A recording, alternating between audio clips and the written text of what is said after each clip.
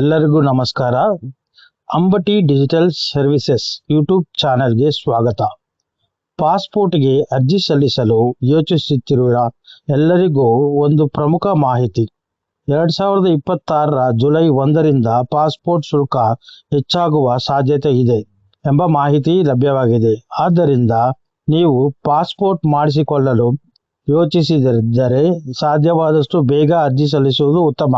ಈ ವಿಡಿಯೋದಲ್ಲಿ ಪಾಸ್ಪೋರ್ಟ್ಗೆ ಹೇಗೆ ಅರ್ಜಿ ಸಲ್ಲಿಸಬೇಕು, ಯಾವ ದಾಖಲೆಗಳು ಬೇಕು, ಪ್ರಸ್ತುತ ಶುಲ್ಕ ಎಷ್ಟು ಇದೆ ಹಾಗೂ ಹೊಸ ಶುಲ್ಕ ಬಗ್ಗೆ ಸಂಪೂರ್ಣ ಮಾಹಿತಿಯನ್ನು ತಿಳಿಸುತ್ತೇವೆ.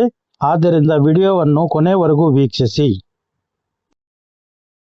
ಫ್ರೆಂಡ್ಸ್, ಮೊದಲಿಗೆ ಗೂಗಲ್ ಕ್ರೋಮ್ ಆಗಲಿ ಗೂಗಲ್ ವೆಬ್ಸೈಟ್ಗೆ ಹೋಗಿ ಪಾಸ್ಪೋರ್ಟ್ ಸೇವಾ ಅಂತ ಟೈಪ್ ಮಾಡಿ. ಅದಾದ ತಕ್ಷಣ ಈ ಥರ ಬರುತ್ತೆ. ಪಾಸ್ಪೋರ್ಟ್ ಸೇವಾ ಮೇಲೆ ಕ್ಲಿಕ್ ಮಾಡಿ. ಮತ್ತೆ ಈ ಥರ ಬರುತ್ತೆ. ಇದನ್ನು ಕ್ಲೋಸ್ ಮಾಡಿ. ಅಪ್ಲೈ ಫಾರ್ ಪಾಸ್ಪೋರ್ಟ್ ಅಂತ ಇರುತ್ತೆ, ಇದನ್ನು ಸರ್ಚ್ ಮಾಡಿ. ನೋಡಿ, ಫ್ರೆಶ್ ಇಶ್ಯೂ ಆರ್ಡಿನರಿ ಪಾಸ್ಪೋರ್ಟ್ ಅಂತ ಬರುತ್ತೆ, ಇದನ್ನು ಕ್ಲಿಕ್ ಮಾಡಿ ಫ್ರೆಂಡ್ಸ್. ಆಮೇಲೆ ರಿಜಿಸ್ಟರ್ ಮಾಡ್ಕೊಳ್ಳಿ.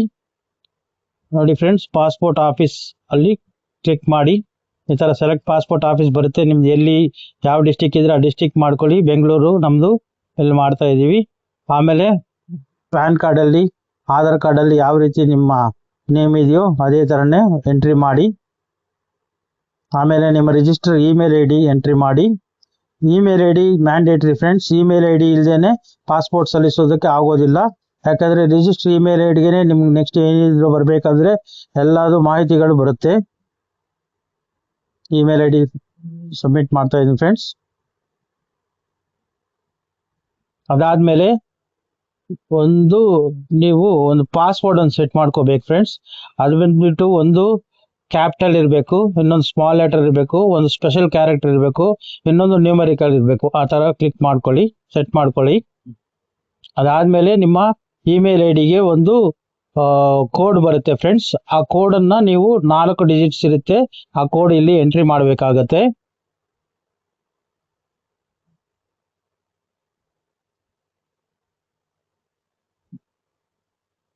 ಕಂಪ್ಲೀಟ್ ಸೈನ್ ಅಪ್ ಮಾಡಿ. ಆ ಥರ ಬರುತ್ತೆ ಫ್ರೆಂಡ್ಸ್. ನೋಡಿ ಫ್ರೆಂಡ್ಸ್, ಇದು ಆಲ್ ಕಂಪ್ಲೀಟ್ ಆಗಿದೆ, ಪಾಸ್ವರ್ಡ್ ಸೆಟ್ ಆಗಿದೆ. ಮತ್ತೆ ಲಾಗಿನ್ ಐ ಡಿ ಅಂದರೆ ನಿಮ್ಮದು email I D.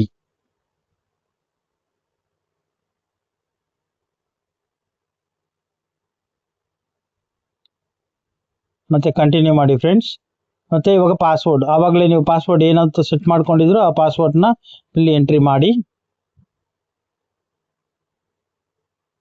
Sign in ಅಂತ ಕೊಡಿ. ಏನಾದರೂ ಮಿಸ್ಟೇಕ್ ಇದ್ರೂ ಕೂಡ ತಗೊಳ್ಳಲ್ಲ ಫ್ರೆಂಡ್ಸ್. ಮತ್ತೆ ಇನ್ನೊಂದ್ಸಲ ಚೆಕ್ ಮಾಡಿ ಕರೆಕ್ಟಾಗಿ ಏನಾದರೂ ಮಿಸ್ಟೇಕ್ ಕೂಡ ಒಂದೊಂದ್ಸಲ ಆಗುತ್ತೆ, ನೋಡಿಕೊಂಡು ಇಮೇಲ್ ಐ ಡಿನ ಇನ್ನೊಂದ್ಸಲ ಕರೆಕ್ಟಾಗಿ ಟೈಪ್ ಮಾಡ್ತಾ ಇದ್ದೀನಿ ನಾನು. ಒಂದು ಚಿಕ್ಕ ಮಿಸ್ಟೇಕ್ ಇದ್ರೂ ತಗೊಳ್ಳಲ್ಲ ಫ್ರೆಂಡ್.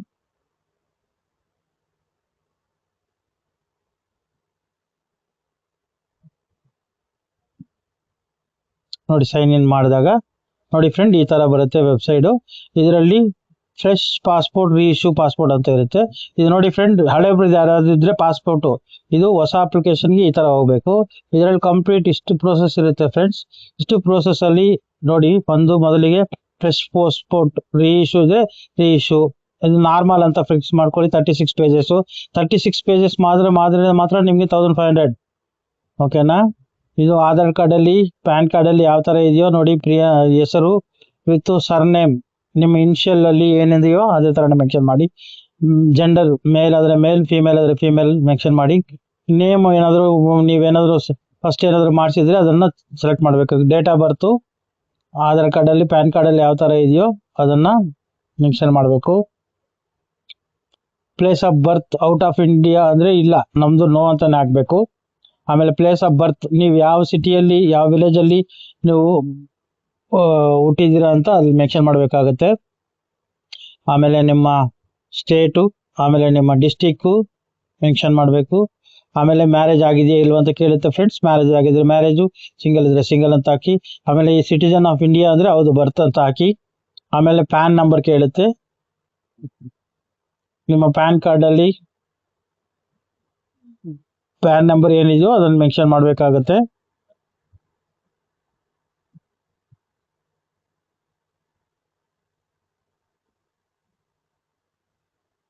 ಆಮೇಲೆ ಎಂಪ್ಲಾಯ್ಮೆಂಟ್ ಟೈಪ್ ನೋಡಿ ಫ್ರೆಂಡ್ಸ್, ಸೆಲ್ಫ್ ಎಂಪ್ಲಾಯ್ಡಾ ಇಲ್ಲ ರಿಟೈರ್ಡಾ ಏನು ಸ್ಟೂಡೆಂಟಾ ಏನಿದ್ರು ಅದನ್ನ ಮೆನ್ಷನ್ ಮಾಡ್ಕೊಳ್ಳಿ. ಸ್ಟೂಡೆಂಟ್ ಆದರೆ ಸ್ಟೂಡೆಂಟ್ ಅಂತ ಮೆನ್ಷನ್ ಮಾಡ್ಕೊಳ್ಳಿ.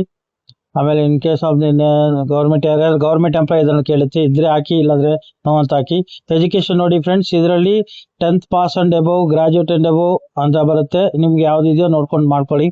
ಇನ್ನೊಂದು ನೋಡಿ ಫ್ರೆಂಡ್ಸ್, ಅಲ್ಲಿ ಮೇಲ್ಗಡೆ ವಿಸಿಬಲ್ ಡಿಸ್ಟಿಂಕ್ಷನ್ಸ್ ಅದೇನಾದ್ರು ಇದ್ರೆ ಮೆನ್ಷನ್ ಮಾಡಬೇಕು, ಇಲ್ಲಾಂದ್ರೆ ಕೆಳಗಡೆ ಆಧಾರ್ ನಂಬರ್ನ ಮೆನ್ಷನ್ ಮಾಡಿ. ಆಧಾರ್ ನಂಬರ್ ಮೆನ್ಷನ್ ಮಾಡಿ, ಅಗ್ರಿ ಮಾಡಿ, ಆಮೇಲೆ ಸೇವ್ ಅಂಡ್ ನೆಕ್ಸ್ಟ್ ಹೋಗಿ ಫ್ರೆಂಡ್ಸ್. ಮತ್ತೆ ಈ ತರ ಕೇಳುತ್ತೆ, ಫಾದರ್ ನೇಮ್ ಏನಿದೆಯೋ ನಿಮ್ಮ ಪ್ಯಾನ್ ಕಾರ್ಡ್ ಅಲ್ಲಾಗಲಿ ಆಧಾರ್ ಕಾರ್ಡ್ ಅಲ್ಲಿ ಸೇಮ್ ಅದನ್ನೇ ಮೆನ್ಷನ್ ಮಾಡಿ. ಆಮೇಲೆ ಮದರ್ ನೇಮ್ ಕೇಳುತ್ತೆ, ಮದರ್ ನೇಮ್ ಅನ್ನು ಮೆನ್ಷನ್ ಮಾಡಿ. ಲೀಗಲ್ ಗಾರ್ಡಿಯನ್ ಅಂದ್ರೆ ನೋಡಿ ಫ್ರೆಂಡ್ಸ್, ನೀವು ಯಾರಿಗೆ ಲೀಗಲ್ ಗಾರ್ಡಿಯನ್ ಕೊಡ್ಬೇಕಂತ ನಿಮ್ಮ ಫಾದರ್ ಇರ್ಬೋದು, ಮದರ್ ಇರ್ಬೋದು, ಯಾರ್ದಾದ್ರೂ ಒಬ್ಬರದು ನೀವು ಇಲ್ಲಿ ಮೆನ್ಷನ್ ಮಾಡ್ಕೊಳ್ರಿ. ಆಮೇಲೆ ನೆಕ್ಸ್ಟ್ ಸೇವ್ ಅಂಡ್ ನೆಕ್ಸ್ಟ್ ನೋಡಿ ಫ್ರೆಂಡ್ಸ್. ಇವಾಗ ರೆಫರೆನ್ಸ್ ಕೇಳ್ತಾ ಇದೆ, ಈ ಮನೆದ ಅಡ್ರೆಸ್ ಕೇಳ್ತಾ ಇದೆ. ನಿಮ್ಮ ಆಧಾರ್ ಕಾರ್ಡ್ ಅಲ್ಲಿ ಯಾವ ರೀತಿ ಅಡ್ರೆಸ್ ಇದೆಯೋ ಅದೇ ತರನೇ ಮೆನ್ಷನ್ ಮಾಡಿ ಫ್ರೆಂಡ್ಸ್. ಬೇರೆ ರೀತಿ ಯಾವ್ದು ಮೆನ್ಷನ್ ಮಾಡಕ್ ಹೋಗ್ಬೇಡಿ, ಯಾಕಂದ್ರೆ ಆಧಾರ್ಗೆ ವೆರಿಫಿಕೇಶನ್ಗೂ ಪೊಲೀಸ್ ಅವರು ಕೂಡ ಬರ್ತಾರೆ. ಓಕೆ, ಅದು ಆಧಾರ್ ಇರೋ ಅಡ್ರೆಸ್ ಬಿಟ್ಟು ಬೇರೆ ಅಡ್ರೆಸ್ ಕೊಡೋಕೆ ಹೋಗ್ಬೇಡಿ. ಇಲ್ಲಿ street, village, town, city, post ಎಲ್ಲ ಬರೀರಿ. ಪಿನ್ ಕೋಡ್ ಮೆನ್ಷನ್ ಮಾಡಿ. ಆಮೇಲೆ ಸ್ಟೇಟು ಮೆನ್ಷನ್ ಸೆಲೆಕ್ಟ್ ಮಾಡ್ಕೊಳ್ಳಿ. ಡಿಸ್ಟಿಕ್ ಸೆಲೆಕ್ಟ್ ಮಾಡ್ಕೊಳ್ಳಿ. ಯಾವ ಪೊಲೀಸ್ ಸ್ಟೇಷನ್ ಬರುತ್ತೆ ನಿಮಗೆ, ನಿಮ್ಮ ಊರಿಗೆ ಆಗಲಿ ನಿಮ್ಮ ನಗರಗೆ, ಇಲ್ಲ ಬ್ಯಾಂಗ್ಳೂರ್ ಪಟ್ಟಣ ಆದ್ರೆ ಯಾವ ಪೊಲೀಸ್ ಸ್ಟೇಷನ್ ಬರುತ್ತೆ ಅದನ್ನ ಮೆನ್ಷನ್ ಮಾಡಿ. ಮತ್ತೆ ರಿಜಿಸ್ಟರ್ ಮೊಬೈಲ್ ನಂಬರ್ ಹಾಕಿ ಫ್ರೆಂಡ್ಸ್ ಇಲ್ಲಿ. ಮತ್ತೆ ಟೆಲಿಫೋನ್ ನಂಬರ್, ಇನ್ನೂ ಬೇರೆ ಆಲ್ಟರ್ನೇಟ್ ನಂಬರ್ ಇದ್ರೂ ಕೂಡ ಕೊಡಿ ಫ್ರೆಂಡ್ಸ್. ಮತ್ತೆ ಇಮೇಲ್ ಐ ಡಿ, ನಿಮ್ದು ಏನಿದೆಯೋ ಇಮೇಲ್ ಐ ಡಿ ಅಲ್ಲಿ ಪ್ರೊವೈಡ್ ಮಾಡಿ.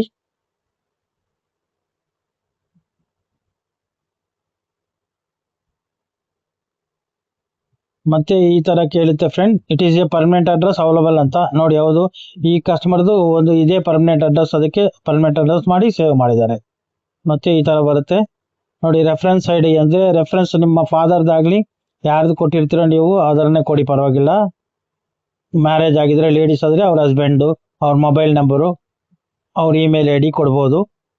ಮ್ಯಾರೇಜ್ ಆಗಿಲ್ಲ ಅಂದ್ರೆ ಅವ್ರ ತಂದೆದು ಇಲ್ಲ ಅವ್ರ ತಾಯಿದು ಅದನ್ನ ಮೆನ್ಷನ್ ಮಾಡಿ. Mobile number, alternate mobile number ಏನಿದ್ರು ಮೆನ್ಷನ್ ಮಾಡಿ, ಅಂದ್ರೆ ಅವ್ರದ್ದು. ಸಪೋಸ್ ಇನ್ ಕೇಸ್ ಏನಾದ್ರು ಆದ್ರೆ ಇವರು ನಿಮ್ಗೆ ಇಮೇಲ್ ಮೂಲಕ ತಿಳಿಸೋದಕ್ಕೆ ಯಾವ್ದಾದ್ರು ಕೂಡ ಪಾಸ್ಪೋರ್ಟ್ ಅಲ್ಲಿ ಸೇವ್ ಮಾಡಿ ಫ್ರೆಂಡ್ಸ್. ಓಕೆ, ಇಲ್ಲಿ ನೋಡಿ ಯಾವ್ದಾದ್ರು ಇದೆಯಾ ಅಂತ. ಡಿಪ್ಲೊಮ್ಯಾಟಿಕ್ ನೀವು ಮುಂಚೆ ಸಲ್ಲಿಸಿದ್ದೀರಾ ಪಾಸ್ಪೋರ್ಟ್ ಅಂತ ಕೇಳುತ್ತೆ, ಇಲ್ಲ ಅಂದ್ರೆ ಇಲ್ಲ ಅಂತ ಹಾಕಿ. ಮತ್ತೆ ನೋಡಿ ಫ್ರೆಂಡ್, ಈ ತರ ಬರುತ್ತೆ ಎಲ್ಲ, ಒಂದರಿಂದ ಒಂದು ತುಂಬಾ ಕಾಲಮ್ಸ್ ಬರುತ್ತೆ, ಅದೆಲ್ಲ ನೋನೇ ಮೆನ್ಷನ್ ಮಾಡಿ ಫ್ರೆಂಡ್ಸ್. ಯಾವ್ದು ಎಸ್ ಅಂತ ಮಾಡಕ್ ಹೋಗ್ಬೇಡಿ, ಯಾಕಂದ್ರೆ ಅದೆಲ್ಲ ನಿಮ್ಗೆ ಏನು ಅಪ್ಲಿಕೇಬಲ್ ಆಗಲ್ಲ. ಅದು ನನಗೆ ಗೊತ್ತಿದ್ದಂಗೆ, ಏನಾದ್ರು ಇದ್ರೆ ಕೂಡ ಹೇಳ್ತೀನಿ, ಮಾಹಿತಿ ಕೊಡ್ತೀನಿ. ತರ 5 ಕಾಲಮ್ಸ್ ಇದೆ, ಮಾಡಿ ಸೇವ್ ಮಾಡಿಬಿಡಿ, ನೋ ಅಂತ ಕೊಡ್ತೀನಿ. ನೋಡಿ ಫ್ರೆಂಡ್ಸ್, ಪಾಸ್ಪೋರ್ಟ್ ಈ ರೀತಿಯಲ್ಲಿ ನಿಮಗೆ ಕಾಣಿಸ್ತಾ ಇದೆಯಲ್ಲ, ಈ ರೀತಿ ಬರುತ್ತೆ ಪಾಸ್ಪೋರ್ಟ್.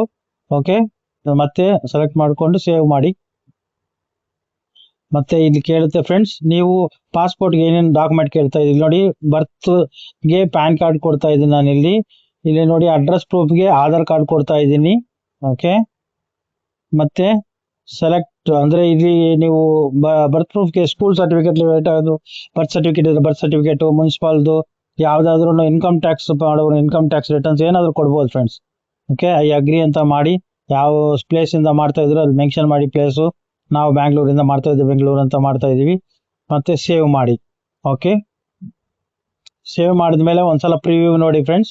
ಇಲ್ಲಿ ಮೇನ್ ನೀವು ನೋಡ್ಬೇಕಾಗಿರೋದು ಈ ಫಾರ್ಮ್ ಎಲ್ಲ ಮಾಡಿದ್ದೆಲ್ಲ ಒಂದ್ಸಲ ಕ್ರಾಸ್ ಚೆಕ್ ಮಾಡ್ಕೊಳ್ಳಿ ಫ್ರೆಂಡ್ಸ್. ಇವಾಗ ಏನಾದ್ರೂ ತಿದ್ದುಪಡಿ ಇದ್ರೆ ಇವಾಗಲೇ ಮಾಡಬೇಕು. ಒಂದು ಸಲ ಸಬ್ಮಿಟ್ ಮಾಡಿದ ಮೇಲೆ ನೀವು ಯಾವುದೇ ರೀತಿಯಲ್ಲಿ ಎಡಿಟ್ ಮಾಡೋದಕ್ಕೆ ಆಗಲ್ಲ ಫ್ರೆಂಡ್ಸ್. ಓಕೆ, ಕ್ಲೋಸ್ ಮಾಡಿ ನೋಡಿ. ಸಬ್ಮಿಟ್ ಮಾಡ್ತಾ ಇದ್ದೀನಿ ಅಷ್ಟೇ, ಆಗೋಯ್ತು, ಫೈನಲ್ ಸಬ್ಮಿಷನ್ ಆಗೋಯ್ತು. ಇನ್ ಸೆಲೆಕ್ಟ್ ಅಪಾಯಿಂಟ್ಮೆಂಟ್ ಡೇಟ್ ಅಂತ ಬರುತ್ತೆ. ಈ ತರ ಡೇಟ್ ತೋರಿಸುತ್ತೆ. ಯಾವ ನೀವು ನಿಮ್ಮ ಏರಿಯಾಗೆ ಯಾವುದು, ಇಲ್ಲಿ ನೋಡಿ ಬ್ಯಾಂಗ್ಳೂರ್ಗಾದ್ರೆ ಲಾಲ್ಬಾಗ್ ಇರ್ಬೋದು, ನಮ್ಗೆ ಇಲ್ಲಿ ನಮ್ದು ಜಾಲಹಳ್ಳಿ ಬರುತ್ತೆ, ಜಾಲಹಳ್ಳಿ ಹತ್ರ ಈ ಕಸ್ಟಮರ್ಗೆ, ಅದಕ್ಕೋಸ್ಕರ ಇಲ್ಲಿ ಮೆನ್ಷನ್ ಮಾಡ್ತಾ ಇದೀನಿ.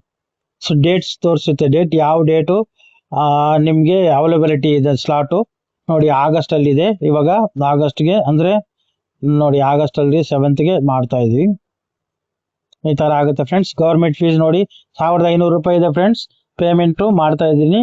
ನೆಕ್ಸ್ಟ್ ಬರೋದಕ್ಕೆಲ್ಲ ಮೋಸ್ಟ್ಲಿ ಜುಲೈ 1 ಇಂದ ಆನ್ವರ್ಡ್ಸ್ 2500 ರುಪೀಸ್ ಬರುತ್ತೆ ಫ್ರೆಂಡ್ಸ್. ಅದೇ 1500 ರುಪೀಸ್ ಇರೋದು ನೋಡಿ. ನಾನು ಕ್ರೆಡಿಟ್ ಕಾರ್ಡ್ ಮೂಲಕ ಮಾಡ್ತಾ ಇದ್ದೀನಿ, ಅದಕ್ಕೆ 17 ರೂಪಾಯಿ 70 ಪೈಸೆ ಚಾರ್ಜ್ ಮಾಡ್ತಾ ಇದ್ದಾರೆ.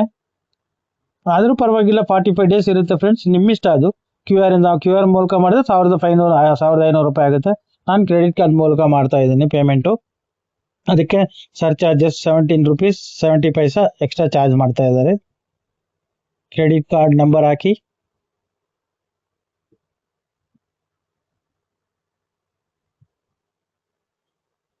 ಎಕ್ಸ್ಪೈರಿ ಡೇಟ್ ಹಾಕಿ, CVV ಹಾಕಿ,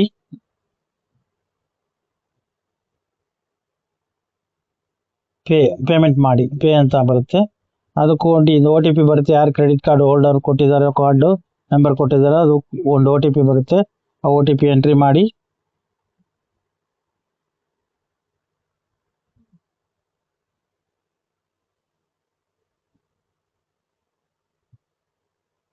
ಕನ್ಫರ್ಮ್ ಮಾಡಿ.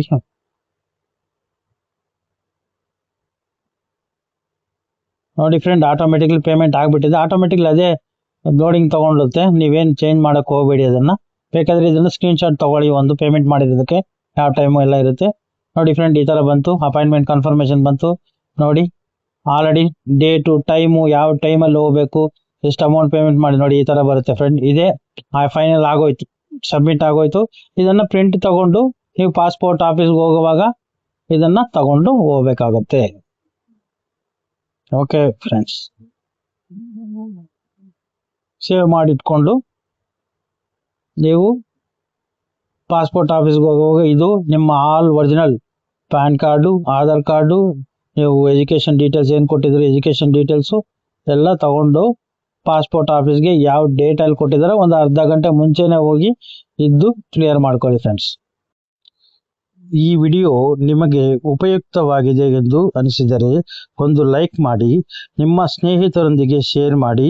Passport, PAN card, Aadhaar card, voter ಹಾಗೂ ಇತರ ಸರ್ಕಾರಿ ಮತ್ತು ಆನ್ಲೈನ್ ಸೇವೆಗಳ ಬಗ್ಗೆ ಇಂತಹ ಉಪಯುಕ್ತ ಮಾಹಿತಿಗಾಗಿ ನಮ್ಮ ಅಂಬಟಿ ಡಿಜಿಟಲ್ ಸರ್ವಿಸಸ್ ಯೂಟ್ಯೂಬ್ ಚಾನೆಲ್ಗೆ ಸಬ್ಸ್ಕ್ರೈಬ್ ಮಾಡಿ ಮತ್ತು ಬೆಲ್ ಐಕಾನ್ ಒತ್ತಿ. ಧನ್ಯವಾದಗಳು. Thank you.